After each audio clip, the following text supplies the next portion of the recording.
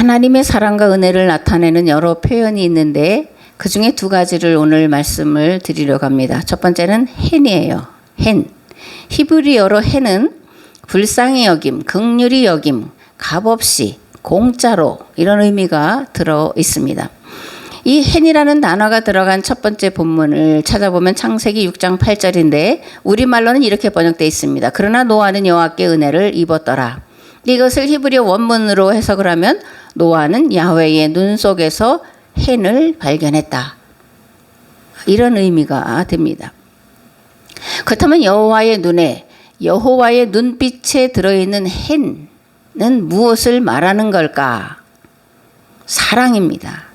그리고 측은히 여기는 마음이고 죄인들을 향해서 또 고통당하고 힘겹게 살아가는 인간들을 향한 견딜 수 없는 안타까움과 아픔이 들어 있습니다.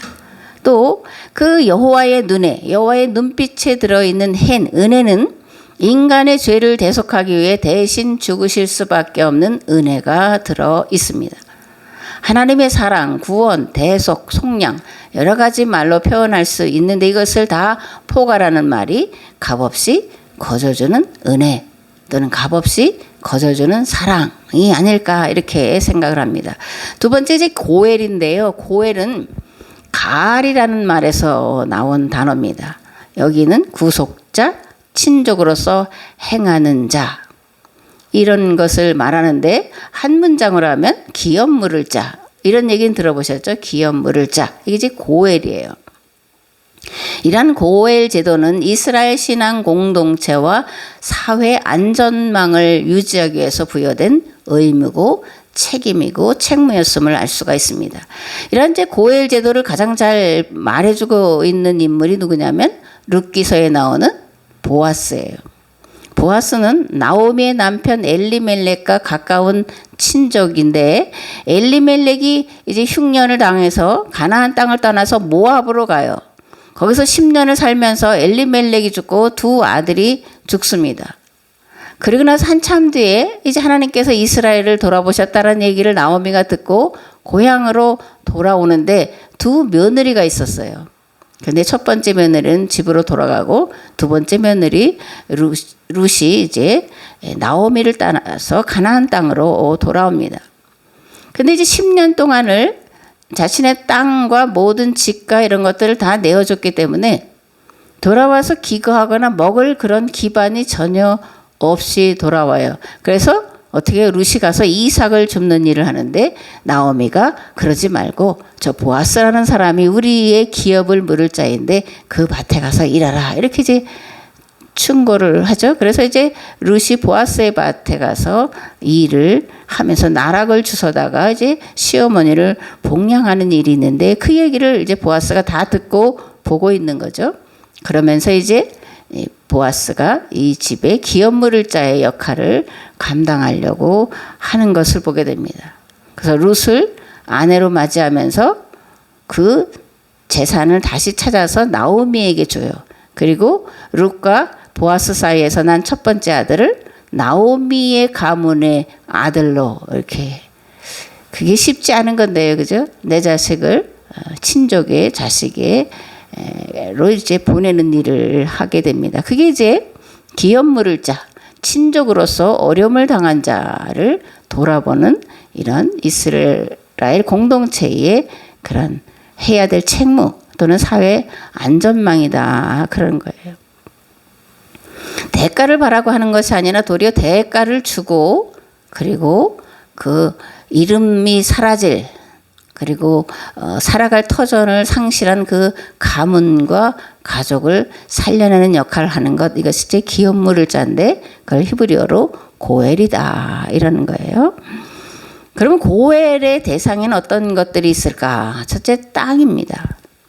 출애굽 백성들이 가나안 땅에 들어가서 땅을 분배받았는데 이건 개인에게 분배된 땅이 아니라 지파 공동체에게 분배된 땅이었습니다.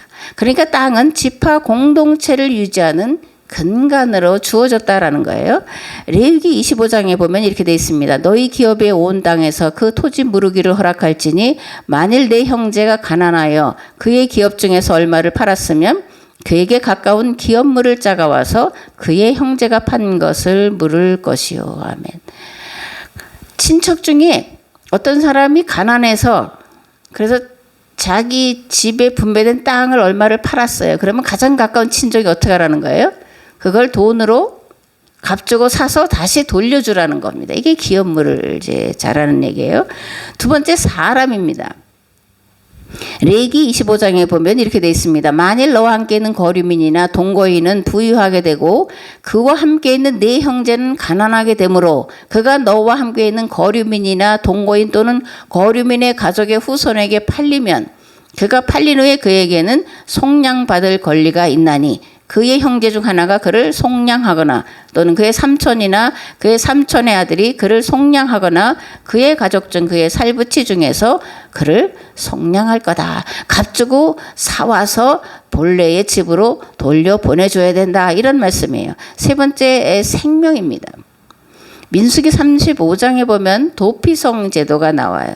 이 도피성 제도는 뭐냐면 부지 중에 살인할 마음은 없었는데 실수로 사람을 죽였을 때 이 원수를 가까운 친족이 또 갚아야 돼요. 그럼 피해 보복을 계속 부르는 악순환이 되기 때문에 도망을 가는 겁니다. 어디로? 도피성으로. 그러면 그를 거기서 끌어내서 죽일 수가 없는 건데 생명을 보호하는 피해 보복자로부터 보호하는 그런 제도가 이제 도피성 제도인 것을 볼 수가 있습니다. 우리가 이제 헨과 고엘 이런 단어를 처음 들어볼 수도 있고 뭐 여러 번 들어서 익숙할 수도 있는데 헨과 고엘이라는 단어를 설명드렸는데 그러면 누가 먼저 떠오를까? 누가 먼저 떠올라요? 헨, 고엘 그러면 당연히 예수 그리스도시죠. 그죠? 예수 그리스도는 우리의 헨이고 고엘이십니다. 아멘. 이사야 54장에 보면 하나님이 우리를 뭐라 그러냐면 나는 너의 남편이야. 이렇게 말씀을 해요. 이게 헨과 고엘이라는 단어 속에 들어가 있는 그런 의미를 함축하는 것이 하나님 우리를 내가 네 남편이야. 이렇게 말씀하시는 그 말씀 속에 들어있다라는 거예요. 두려워하지 말라. 내가 수치를 당하지 아니하리라. 놀라지 말라. 내가 부끄러움을 보지 아니하리라. 내가 네 젊었을 때의 수치를 잊겠고 과부 때의 치욕을 다시 기억함이 없으리니 이는 너를 지으신 이가 네 남편이시라. 그의 이름은 만군의 여호와이시며 네 구속자는 이스라엘의 거룩한 이시라. 그는 온 땅에 하나님이라 일컬음을 받으실 것이라. 아멘. 이사야는 하나님 우리에게 뭐라고 소개를 하고 있다고요? 남편이다. 너를 지켜주고 보호해주고 책임질 남편이다. 그런데 그분의 이름은 만군의 여호와시다. 거룩한 하나님이시다. 온 땅의 창조주시다. 라는 거예요. 그러니까 우리의 남편은 모든 세상을 창조하신 주 하나님 여호와이신 줄을 믿습니다. 아멘. 우리는 이런 말씀을 통해서 남편 되신 여호와의 눈에 들어있는 우리를 향한 사랑과 긍휼 그리고 측은히 여김과 불쌍히 여기는 눈빛을 만나야 돼요. 그 눈빛을 한번 마주대한 자는 결코 주님을 떠날 수 없고 배신할 수 없고 죽기까지 감사함으로 살아가게 될 것이기 때문입니다. 아멘. 우리가 하나님을 만날 때 무슨 형상이 있어 이렇게 만나는 것이 아니라 형상은 예수 그리스도의 형상으로 보는 것이고 하나님을 만날 때 무엇을 만나냐? 하나님의 눈빛, 하나님의 마음, 우리를 향한 지극한 사랑의 눈빛 그것을 만난다라는 겁니다. 그러니까 말씀 속에서 이런 하나님의 눈빛, 나를 향하신 하나님의 사랑을 경험하시는 그런 역사가 일어나기를 우리 주 예수 그리스도의 이름으로 축복합니다. 아멘.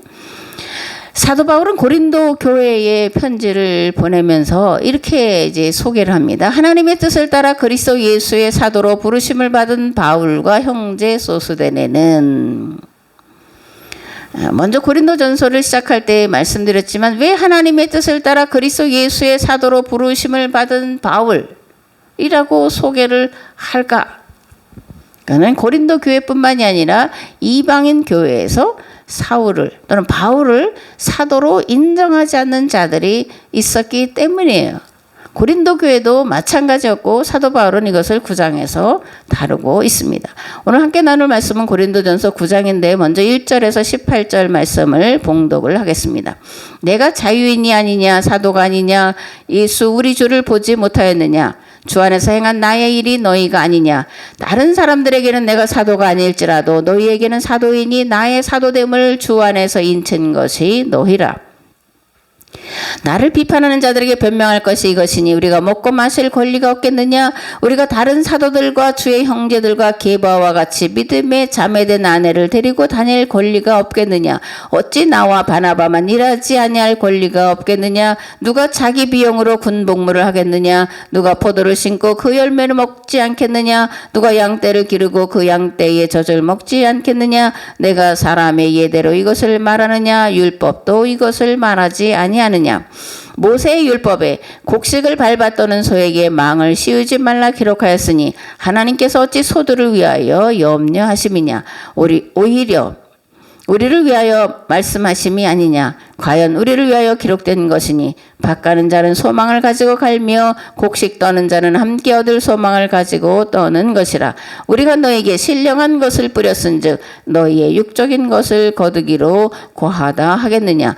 다른 이들도 너에게 이런 권리를 가졌거든 하물며 우리일까 보냐. 그러나 우리가 이 권리를 쓰지 아니하고 범사에 참는 것은 그리스도의 복음에 아무 장애가 없게 하려 함이로라.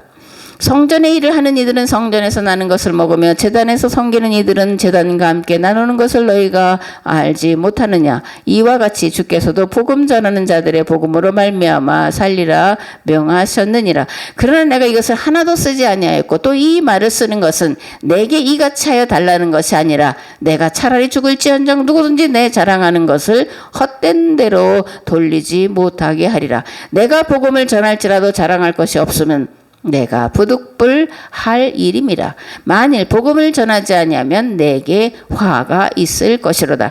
내가 내 자의로 이것을 행하면 상을 얻으려니와 내가 자의로 아니한다 할지라도 나는 사명을 받았노라. 그런즉 내 상이 무엇이냐. 내가 복음을 전할 때에 값없이 전하고 복음으로 말미암아 내게 있는 권리를 다 쓰지 아니하는 이것이로다. 아멘. 사도 바울이 자신이 사도라는 것을 이제 변명을 하는데 첫 번째로 자신은 자유자라는 거예요.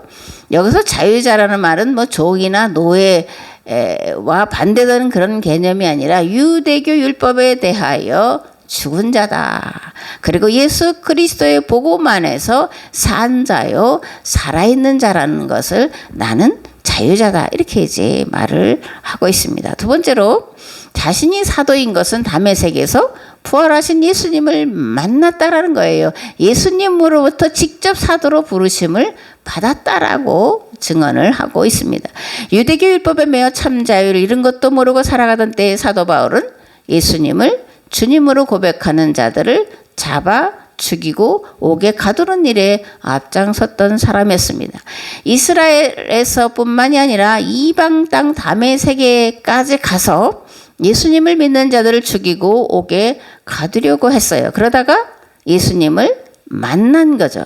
그러면서 비로소 내가 그동안 유대교 율법에 매여서 종노릇하던 자였구나 라는 것을 깨닫게 되었습니다. 그리고 나서 사도 바울은 유대교 율법에 매여 있는 자들을 풀어 자유케 하는 일들을 일평생 감당하는 그런 사도로서 살았음을 알 수가 있습니다. 아멘. 세 번째로 내가 사도인 것은 고린도 교회 너희들이 증명하는 거다. 이렇게 이제 말하는 거예요. 바울이 사도가 아니라고 주장하는 그런 이유가 여럿인데 그 첫 번째는 사도 바울이 예수님을 따라다니던 자가 아니었다라는 겁니다. 사도 바울은 예수님 살아계실 때에 만난 적이 있을 것도 같고 없을 것도 같은 그런 사람이에요. 만났다라고 가정한다면 요한복음에 나오는 현장에서 가늠하다가 걸린 여인을 데려와서 이제 예수님 앞에 무릎 꿇리는 일이 있잖아요. 그때 사람들이 돌을 그 여인에게 던지려고 옷을 벗고 있을 때 그 옷을 맡은 자가 내려오는 전설로 사도 바울이다. 이렇게 이제 말을 하는데 그럴 때 예수님을 한 번 봤을 수는 있지만 다른 기록들은 없습니다. 어쨌든 사도 바울은 예수님을 따라다니면서 직접 말씀을 듣고 가르침을 받은 자가 아니었기 때문에 너는 사도가 아니다 이렇게 말하는 자들이 많이 있었다라는 겁니다. 예수님의 제자가 12인데 다 본토 유대인 출신이에요. 그 중에서 11명은 갈릴리 출신이고 가롯 유다만 가리옷 사람. 그래서 이제 가롯 유다 이렇게 이제 부르는 겁니다. 가리옷이라고 하는 갈릴리 지역이 아닌 다른 유대 출신 제자고 다 갈릴리 출신의 가난한 자들, 어부들 그런 자들이었음을 이제 볼 수가 있습니다. 이에 반해서 사도 바울은 본토에서 난 유대인이 아니에요. 그는 다소라는 곳에서 나서 자란 디아스포라 유대인입니다. 그러니까 예수님을 만날 기회가 한 번 정도 있었거나 없었거나 그런 사람이었다라는 겁니다. 예수님이 이런 사도 바울을 다메섹에서 만나 주시고 그를 이방인의 사도로 직접 불러 세우셨습니다. 사도 바울을 통해 이방인 지역의 교회가 세워졌고 기독교는 사도 바울에 의해 유대교 아류가 아닌 기독교로 견고하게 자리매김하고 있었고 지금까지 이어져 올 수가 있었습니다. 고린도 교회는 그래서 12사도가 세운 교회가 아니에요. 안디옥 교회도 마찬가지고 지금 터키 지역이든 그리스 지역이든 세워진 교회들은 다 사도 바울이 세운 이방인 지역에 세운 교회라는 거예요. 그러니까 유대인들에게는 내가 사도가 아닐지라도 너희들에게는 내가 사도다. 그렇게 이제 사도 바울이 자신이 사도라는 것을 고린도 교회에 이제 말을 하고 있는 겁니다. 근데 또 사도 바울이 말하는 것 중에 한 가지 내가 사도인 것은 자비량 선교에 있다 이렇게 이제 말을 합니다. 물론 성경은 복음 전도자가 마땅히 받을 것을 정해놓고 있는데 누가복음 10장 7절에 보면 그 집에 유하며 주는 것을 먹고 마시라 일꾼이 그 삭슬 받는 것이 마땅하다 이렇게 이제 예수님이 말씀하시는데 신명기 25장 4절에 어떻게 되어 있냐면 곡식 떠는 소에게 망을 씌우지 말라. 이 말씀과 예수님의 말씀이 같은 말씀인 것을 우리가 알 수 있는데 신명기 18장에도 이러한 말씀이 기록이 되어 있습니다. 레위 사람 제사장과 레위의 온 지파는 이스라엘 중에 분깃도 없고 기업도 없을지니 그들은 여호와의 화제물과 그 기업을 먹을 것이라. 그들이 그들의 형제 중에서 기업을 가지지 않을 것은 여호와께서 그들의 기업이 되심이니 그들에게 말씀하심 같으니라. 제사장이 백성에게서 받을 몫은 이러하니 곧 그 드리는 제물의 양이나 소나 그 앞다리와 두 볼과 위라 이것을 제사장에게 줄 것이요 또 내가 처음 거둔 곡식과 포도주와 기름과 네가 처음 깎은 양털을 네가 그에게 줄 것이니 이는 네 하나님 여호와께서 네 모든 지파 중에서 그를 택하여 내시고 그와 그의 자손에게 항상 여호와의 이름으로 서서 섬기게 하셨느니라. 아멘. 레위 지파에게는 농사지을 땅을 분별하지 않았습니다. 그리고 48개 지역으로 다 레위인들을 흩어서 보내서 그 지역에 또 도피성이 있는 데서 일평생 이스라엘 백성들을 말씀으로 가르치고 훈련시키고 양육하는 일들을 감당하게 했습니다. 그래서 이들에게는 농사를 짓거나 목축을 하거나 해서 얻을 수확이 없었어요. 그래서 예수님이 이들의 생계를 위해서 뭐를 이제 기업으로 주셨다라는 거예요? 화제물. 하나님께 감사로 또는 화목제물로 드리는 그것을 먹을거리로 주셨다. 이렇게 이제 말씀을 하고 있습니다. 그런데 사도 바울은 나는 내가 일해서 스스로 내가 먹을 것, 내가 입을 것, 그리고 나의 동료들의 먹고 입고 기거하는 모든 것들을 내 손으로 수고해서 채웠다. 이렇게 말합니다. 자비랑 선교를 하라는 얘기는 아니에요. 그러나 오늘날 목회자의 마음 자세는 여전히 이 바울이 자비랑 선교를 하던 것 같은 마음 자세는 가지고 있어야 한다. 아무리 교회에서 사역비를 많이 줘도 그것을 화려하고 멋지고 맛있고 좋고 이런 것을 위해서 써서는 안 된다라는 얘기예요. 성도들을 부지런히 돌보는 데에 써야 된다. 이런 말씀을 드립니다. 목회자의 올바른 자세가 뭐냐? 섬김이죠. 그죠? 온유와 겸손으로 섬기는 겁니다. 왜냐하면 목회자는 예수 그리스도의 뒤를 따라가는 예수님의 종이기 때문에 그래요. 누가복음 22장에 보면 앉아서 먹는 자가 크냐 섬기는 자가 크냐, 앉아서 먹는 자가 크지 않냐, 그러나 나는 섬기는 자로 너희 중에 있다. 마태복음 20장에는 이렇게 되어 있습니다. 인자가 온 것은 섬김을 받으려 함이 아니라 도리어 섬기려 하고 자기 목숨을 많은 사람의 대속물로 주려 함이라. 아멘. 가장 낮은 자리에서 섬기고 사람을 살리기 위해서 목숨을 대신 내어주는 그것이 가장 큰 자다. 이렇게 이제 예수님은 말씀을 하고 있고, 오늘 우리에게도 그러한 큰 자의 삶을 살아라. 그 큰 자의 삶이란 뭐냐? 온유와 겸손으로 가장 낮은 자리에서 종의 자세로 섬기는 거다. 이런 말씀이에요. 둘째로 목회자는 마땅히 해야 할 일로 복음 증가하는 일을 알고 최선을 다해야 합니다. 내가 무슨 큰 교회를 이루었다, 뭐 세계에서 가장 큰 교회를 지었다, 이런 거 자랑해서는 안 되는 거예요. 혹여 했을지라도 그건 하나님께서 그렇게 하도록 도우셨기 때문에 된 것이지, 무슨 큰 목사, 큰 능력의 종이라 그렇게 된 게 아니라는 겁니다. 도리어 큰 목사, 큰 능력의 종은 도리어 하나님 앞에 가장 낮은 자라는 것을 알아야 된다라는 거예요. 왜냐하면 종은 주인이 시키는 일을 마땅히 당연히 해야 하는 존재이기 때문에 그렇습니다. 사도 바울은 자신이 받을 상을 어떻게 소개하냐면, 복음을 전할 때 값없이 전하고 복음으로 말미암아 내게 있는 권리를 다 쓰지 아니한 것, 이것이 내가 받을 상이다. 기꺼이 자신의 모든 것을 내어주고 자신뿐만이 아니라 일행들의 그런 필요한 것을 노동을 하여 제공한, 이것이 내가 하나님께 받을 상이다.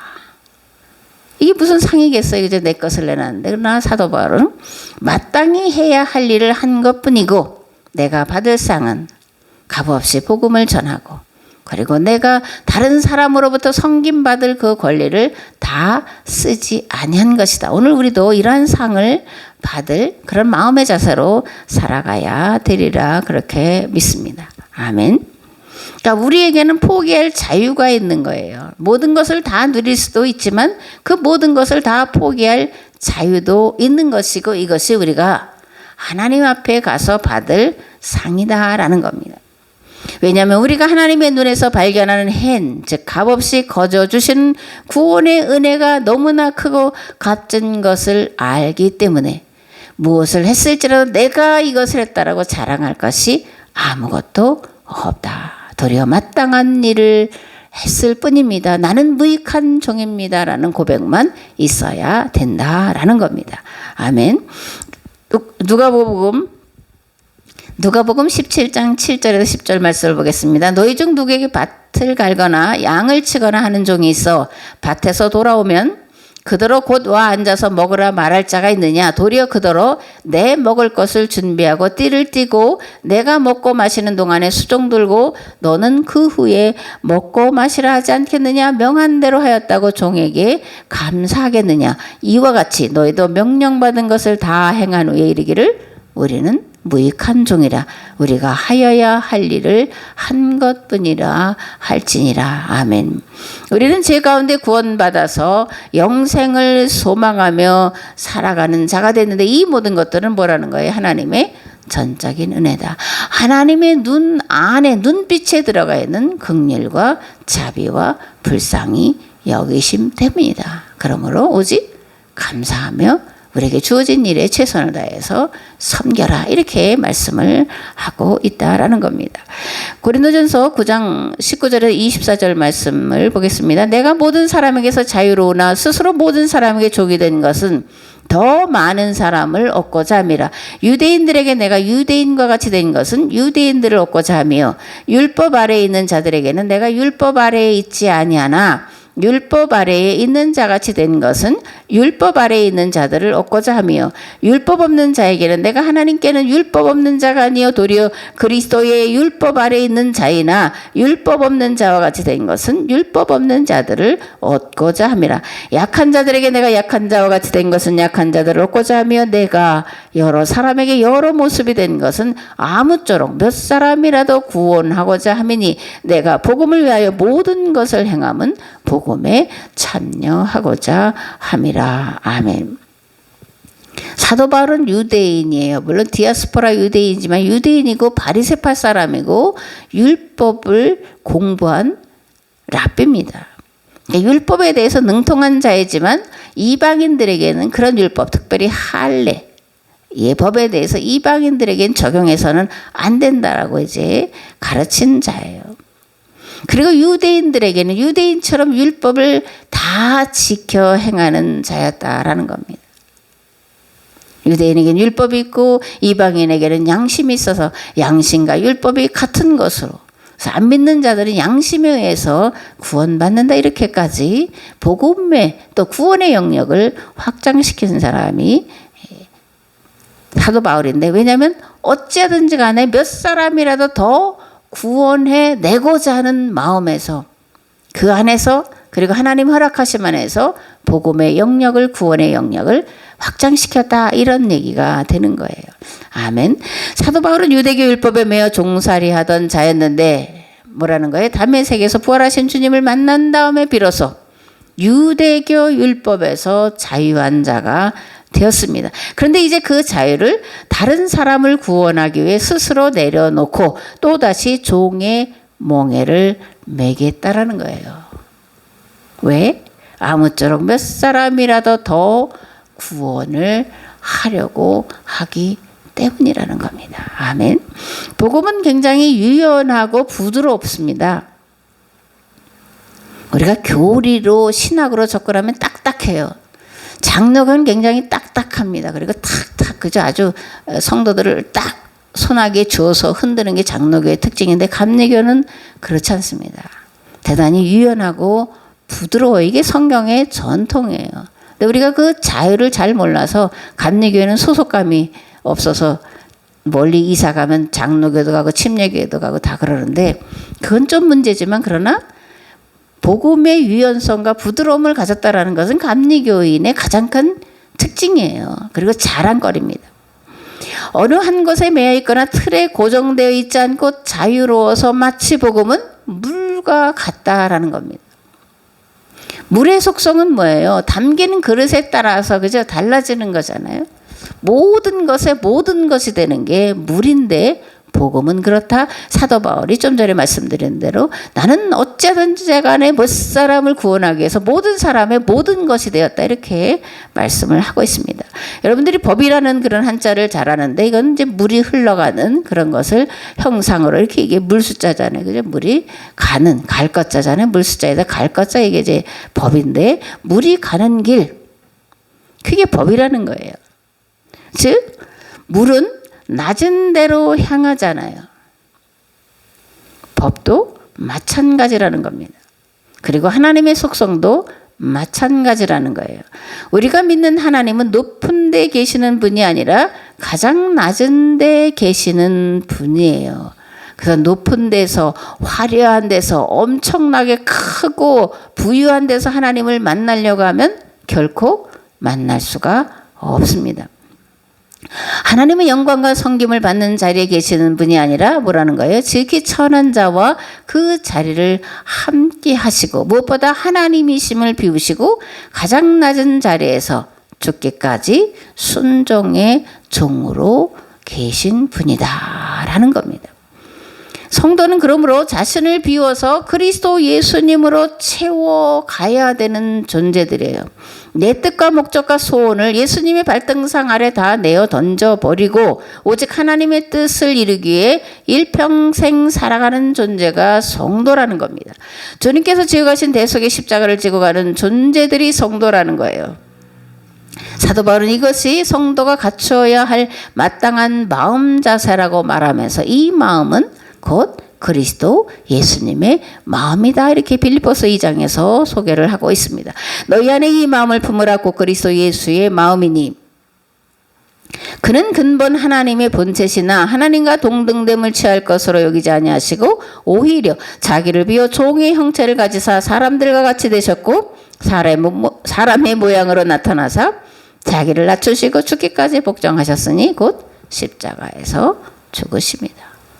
우리도 그 예수님의 십자가의 죽음의 발자국을 따라가야 된다. 이렇게 이제 성도가 가져야 될 마음 자세를 말씀을 하고 있습니다. 앞에서 법이라는 글자는 물이 낮은 대로 흘러가는 자연의 이치와 원리를 보고 만들었다고 말씀드렸는데 하나님께서 출애굽한 하비루들과 맺은 시내산 계약법인 율법과 십계명도 마찬가지 원리로 만들어졌음을 우리가 알아야 됩니다. 즉 시내산 계약법, 율법과 십계명에 담긴 정신은 가장 비천한 종들과 노예들에게 일할 수 있는 땅과 그죠? 쉼과 자유를 주는데 맞춰져 있고 이것을 두 단어로 하면 희년이 되는 거예요. 땅을 주고 쉼을 주고 자유를 주는 것 이것이 시내산 계약법 즉 율법과 십계명에 담겨 있는 정신의 핵심이라는 겁니다. 마찬가지로 예수님께서 사도들과 맺은 새 계약법 또는 교회와 맺은 새 계약법은 죄인들을 그 죄에서 풀어 자유케 하는 데에 맞춰져 있습니다. 그렇게 기독교는 가장 낮은 자리를 지향하고 섬기는 종의 자리를 지향합니다.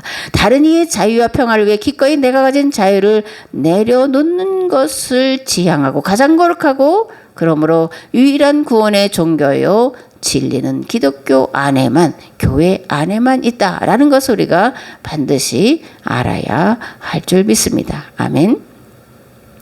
9장 25절에서 27절 말씀을 보겠습니다. 운동장에서 다름질하는 자들이 다 달릴지라도 오직 상을 받는 사람은 한 사람인 줄을 너희가 알지 못하느냐. 너희도 상을 받도록 이와 같이 다름질하라. 이기기를 다투는 자마다 모든 일에 절제하나니 그들은 썩을 승리자의 관을 얻고자 하되 우리는 썩지 아니할 것을 얻고자 하노라. 그러므로 나는 다름질하기를 향방 없는 것 같이 아니하고 싸우기를 허공을 치는 것 같이 아니하며 내가 내 몸을 저복종하게 하면 내가 남에게 전파한 후에 자신이 도리어 버림을 받을까 두려워함이로다. 아멘. 바울이 구원에 확신이 없어서 이런 말을 하고 있는 걸까요? 아닙니다. 그죠? 앞에서 말했지만 길리기아 다소에서 난 디아스포라 유대인 사도 바울 그리고 어릴 때 예루살렘으로 유학 가서 랍비 교육을 받은 사도 바울은 헬라어와 문화에 능통한 자입니다. 그래서 이제 사도 바울이 디모데전서나 오늘 읽은 말씀에 어떤 것을 비유로 말할 때 운동 경기하는 것을 이제 비유로 말씀하는 것이 들어가 있는데 달리기 경주로 이제 설명을 합니다. 달리기 시합을 하는데 어느 때까지 이제 뛰어가야 할까? 결승 테이프가 있는 데까지 가서 거기서 멈춰도 안 되죠. 그죠? 결승 테이프를 가슴으로 끊어야 이제 되는 겁니다. 그때까지 달려가야 한다라는 거예요. 아무리 1등으로 달리고 있었더라도 결승 테이프를 끊지 않으면 그 사람은 열애가 되는 겁니다. 구원도 마찬가지라는 거예요. 달려갈 길을 다 마칠 때까지 믿음과 소망을 가지고 달려가야 한다라는 겁니다. 우리 주님이 결승 테이프를 가지고 계시기 때문에 그걸 끊어야 된다라는 거예요. 중도에 포기하는 자는 탈락하는 거다. 구원에 이를 수 없다라는 것을 우리가 분명히 알아야 합니다. 이미 구원받았다고 말하는 것은 잘못된 거예요. 그리스도인에게는 분명한 목표와 목적지가 있습니다. 그 목표와 목적을 이루기 위해서 한눈 팔거나 여러 가지 일로 인해서 그것이 흐려지게 해서는 안 되는 거예요.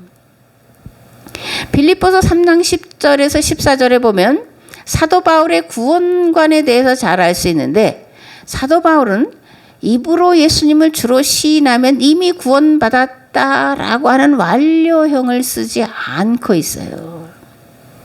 현재 진행형의 단어를 쓰고 있다라는 겁니다. 즉 지금 여기에서 이루어가는 구원을 사도 바울은 말하고 있다라는 것. 근데 이건 사도 바울이 말하는 것이 아니라 예수님이 그렇게 말씀을 하신 것을 사도 바울이 이렇게 해석을 해서 이방인 교회들에게 가르치고 있는 거예요. 성도의 삶이란 결국 구원의 완성을 향해 가는 과정이라는 것을 우리가 알아야 합니다. 내가 그리스도와 그 부활의 권능과 그 고난에 참여함을 알고자 하여 그의 죽으심을 본받아 어떻게 해서든지 죽은 자 가운데서 부활에 이르려 하느니 내가 이미 얻었다 함도 아니요 온전히 이루었다 함도 아니라 오직 내가 그리스도 예수께 잡힌 바 된 그것을 잡으려고 달려가노라. 형제들아 나는 아직 내가 잡은 줄로 여기지 아니하고 오직 한 일 즉 뒤에 있는 것은 잊어버리고 앞에 있는 것을 잡으려고 표대를 향하여 그리스도 예수 안에서 하나님이 위에서 부르신 부름의 상을 위하여 달려가노라. 이게 사도 바울의 구원론이에요. 구원관입니다. 사도 바울의 고백이 우리의 고백이 돼야 돼요. 내가 이미 구원받았다라고 생각하는 건 착각이고 오만이고 교만입니다. 구원을 잃어버릴까 봐 사도 바울처럼 앞에 것을 향해서 끊임없이 달려가는 일을 해야 하는 거예요. 왜냐하면 잃어버릴 수도 있기 때문에, 구원에 이르지 못할 수도 있기 때문에, 온전히 이뤘다 함도 아니고 이미 얻었다 함도 아닌 내 삶의 전 과정을 하나님께서 보시고 우리에게 합격 점수를 주실지 불합격 점수를 주실지 판단하시기 때문에 그 판단 앞에 두렵고 떨림으로 구원을 이루기 위한 삶을 살아야 된다, 이렇게 고백을 합니다. 우리는 함께 가는 운명 공동체예요. 그죠? 이 교회 안에 또 이 말씀을 듣는 모든 사람들은 다 운명 공동체인데 분명히 알아야 될 것은 이미 구원받은 것이 아니라 구원은 이루어가는 신앙의 과정, 삶의 과정이다라는 겁니다. 그 과정을 잘 겪고 가시는데 함께 도와주면서 기도하면서 협력하면서 마침내 구원의 완성을 이루는 우리 모두가 되기를 우리 주 예수 그리스도의 이름으로 축복합니다. 아멘.